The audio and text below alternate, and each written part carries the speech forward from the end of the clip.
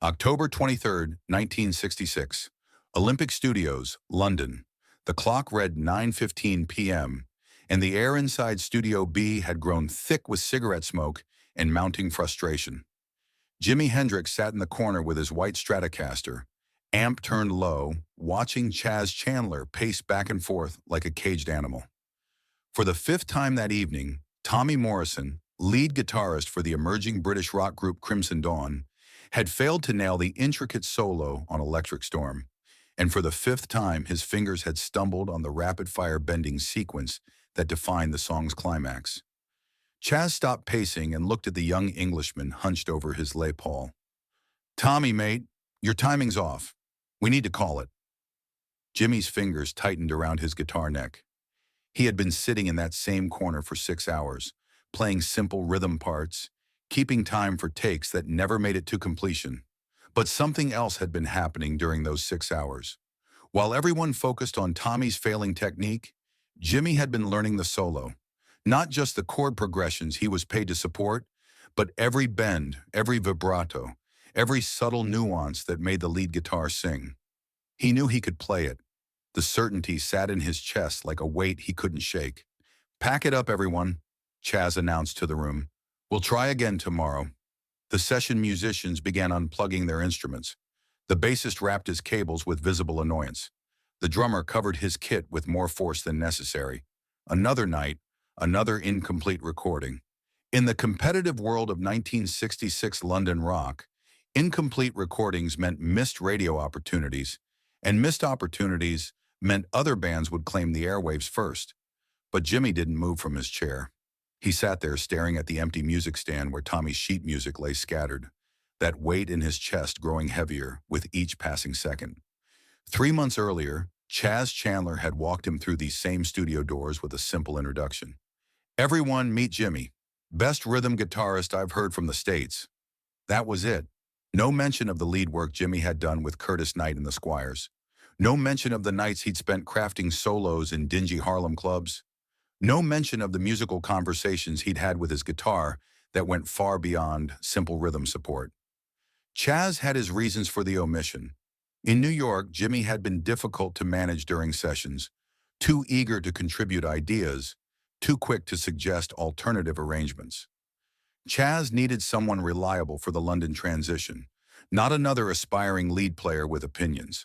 The British rock scene was already crowded with guitar heroes. What Chaz needed was solid, dependable rhythm support. Jimmy had accepted the reduction in status because he needed the work. The transition from American club circuits to London studio sessions meant steady income, even if it meant sitting in the background while other guitarists took the spotlight. He told himself it was temporary. He told himself he was learning the British approach from the inside. But those 3 months had been harder than expected. Every morning he'd walked into various London studios, knowing he had more to offer than anyone realized. Every evening he'd walked out having contributed nothing but solid rhythm work and reliable silence. The worst part wasn't the invisibility itself. It was watching lead guitarists struggle with passages he knew he could handle better. He'd seen promising tracks ruined by players who had the technical training but lacked the instinctive feel. He'd watched producers grow frustrated with musicians who could read music perfectly but couldn't make their instruments cry. During breaks between sessions, while other musicians went outside to smoke or grab tea, Jimmy would stay with his Stratocaster, quietly working through lead arrangements in his head. He'd imagine how he would phrase certain solos, where he would add sustain, where he would push the emotion harder. But temporary had stretched into 3 months of watching, waiting, and keeping his mouth shut. 3 months of arriving early and staying late, observing how London producers crafted radio-ready rock, how British guitarists built their reputation, how the magic happened in these legendary studios on Abbey Road and beyond. 3 months of perfect rhythm work, flawless timing, and complete invisibility. The other musicians had started to see him as part of the equipment. Reliable Jimmy, quiet Jimmy, the American who never complained, never missed a chord change, never caused problems. They liked him precisely because he made their lives easier by demanding nothing for himself. "You coming, Jimmy?" the bassist called from the doorway. "Yeah, just give me a minute." The bassist shrugged and left. One by one, the others filed out until only Jimmy and Chaz remained in the studio. Chaz was shuffling through papers at the mixing board, muttering about tomorrow's schedule, calculating studio costs, and wasted time. He seemed to have forgotten Jimmy was still there. Jimmy stood up from his chair. His legs felt unsteady, not from fatigue, but from the realization that this moment had been building for 3 months. Every night he'd gone home to his small bedsit in Notting Hill. He'd replayed the day's sessions in his mind. Every morning he'd woken up with guitar melodies in his head that he never shared. Every week that passed, the weight in his chest had grown heavier. Chaz. Chaz looked up from his papers, surprised. "Oh, Jimmy. Thought you'd left already. Good work tonight, as always." "I want to try something." Chaz's expression shifted from casual friendliness to mild confusion. "Try what?" Jimmy nodded toward Tommy's abandoned Les Paul. "The solo. I want to try playing it."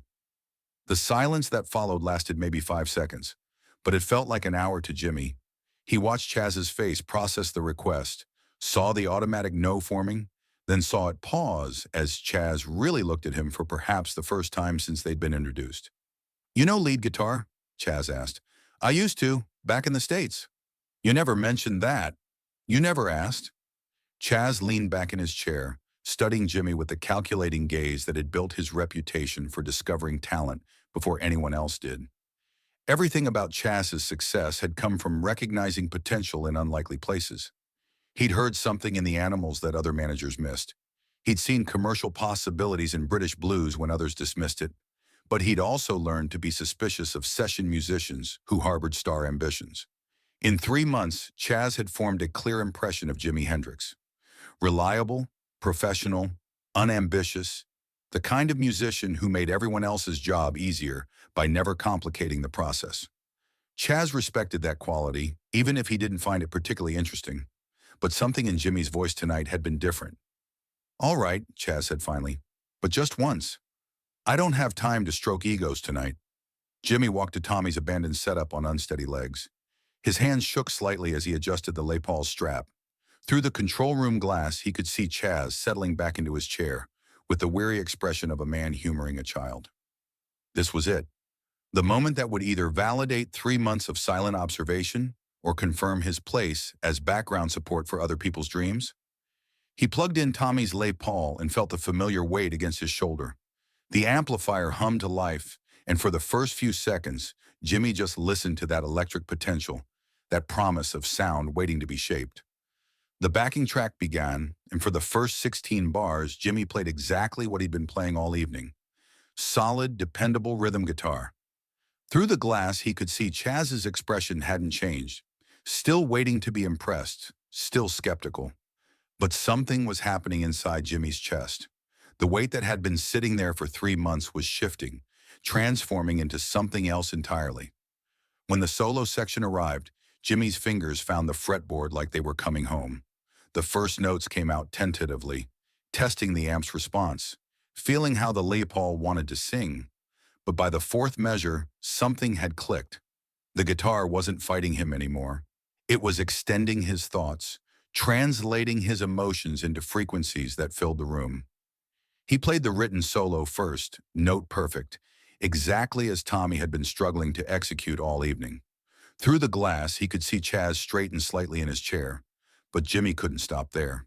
The melody wanted to go somewhere else, needed to breathe and stretch beyond its written boundaries.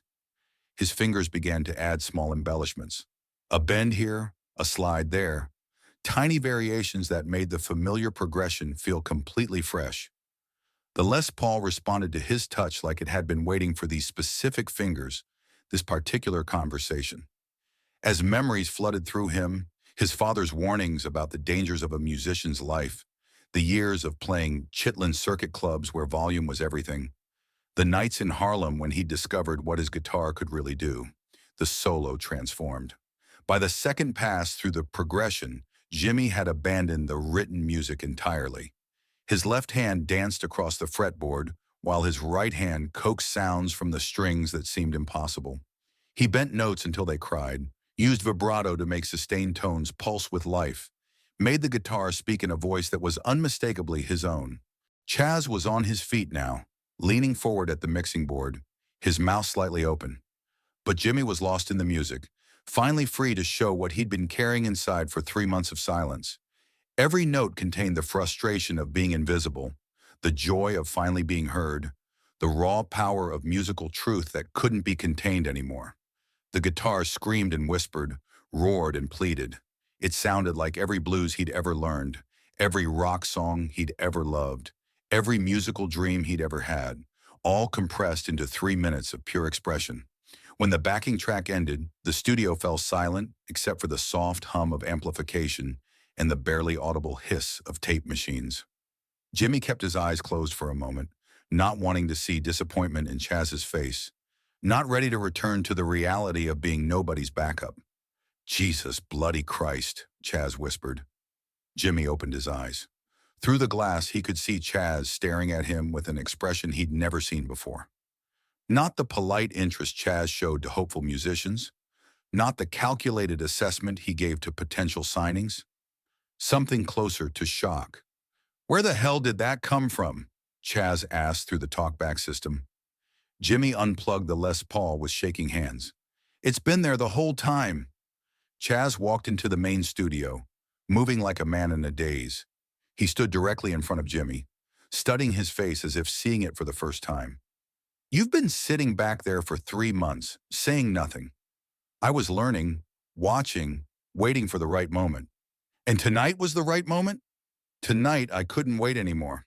Chaz was quiet for a long time, his mind clearly racing through possibilities. In the world of 1966 London rock, discovering a new talent wasn't just about finding technical skill. It was about finding someone who could carry the emotional weight of the music, who could make people believe in the stories being told through electric guitars. What Chaz had just heard wasn't technically perfect. Jimmy's style was different from what British audiences expected, still rough around the edges in ways that would need refinement. But the essential ingredient was there, the ability to transform emotion into sound, to make vulnerability feel like power. "Can you do it again?" This time when Jimmy played, Chaz recorded it. The tape that was made that night would become the foundation for everything that followed. Chaz spent the next week playing the recording for other industry professionals, for musicians whose opinions mattered, for anyone who might help him understand what he'd discovered. Each person who heard it had the same reaction: shock, followed by recognition, followed by the inevitable question of how they'd missed this talent for 3 months. The other session musicians had mixed reactions to Jimmy's sudden elevation. Some were genuinely happy for him, understanding that talent deserved recognition, regardless of where it came from. Others felt envious, as if Jimmy had been playing a game they didn't know existed. Tommy Morrison, the lead guitarist whose failure had created the opportunity, took it the hardest. He'd spent years developing his technique, studying British rock traditions, building his reputation through careful networking. Watching an unknown American play his parts better than he could felt like a fundamental challenge to everything he'd believed about music and merit. Within 6 months, Jimmy would be fronting his own group. Within a year, he would be headlining festivals. But success, when it came, felt different than he'd imagined during those long months in the background. The recognition he'd craved turned out to carry its own weight, its own complications.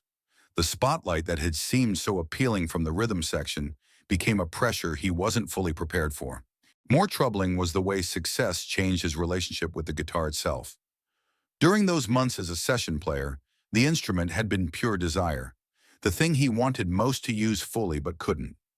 Once he had that freedom, the simplicity of desire became complicated by expectations, by business considerations, by the constant pressure to top his previous performances. The quiet American who had picked up Tommy's guitar that October night had wanted nothing more than the chance to play lead, to show what his fingers and his Stratocaster could create together. He'd achieved that goal completely, but achieving it meant discovering that being heard was only the beginning of a much longer, more complex journey. Sometimes in dressing rooms after concerts in later years, when the screaming crowds had gone home and the amplifiers had been switched off, Jimmy would remember the purity of that moment in Olympic Studios, the simple clarity of wanting something basic, just the opportunity to let his guitar speak. Before the complications of fame and fortune, before the weight of expectations, before the realization that being heard meant never being able to disappear into the background again. That night in 1966, he had stepped forward and claimed his voice through 6 strings and 24 frets. Everything that followed, both the revolutionary music that would change rock forever and the personal struggles that would eventually consume him, grew from that defining moment of courage. The transformation was complete and utterly irreversible.